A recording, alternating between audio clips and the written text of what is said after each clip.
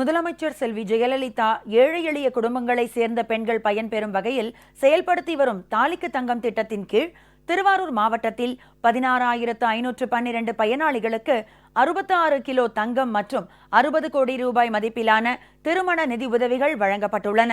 இதேபோல் திருவண்ணாமலை மாவட்டத்தில் இதுவரை 24,619 பயனாளிகளுக்கு 100 கோடியே 1 லட்சம் ரூபாய் மதிப்பீட்டில் தாலிக்கு தங்கம் மற்றும் திருமண நிதி உதவிகள் வழங்கப்பட்டுள்ளன. முதலமைச்சர் செல்வி ஜெயலலிதா தலைமையிலான அரசு ஏழை எளிய மக்கள் நலன் காக்கும் வகையில் அவர்களது வாழ்வாதாரத்தை மேம்படுத்த பல்வேறு திட்டங்களை செயல்படுத்தி வருகிறது.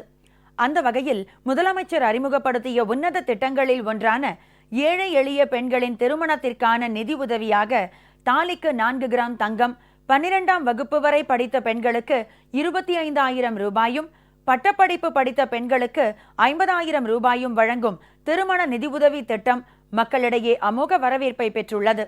இந்த திட்டத்தின் கீழ் திருவாரூர் மாவட்டத்தில் 10 ஒன்றியங்களுக்கு உட்பட்ட 908 பயனாளிகளுக்கு தாலிக்கு தங்கம் மற்றும் திருமண நிதி உதவி வழங்கும் நிகழ்ச்சி நடைபெற்றது.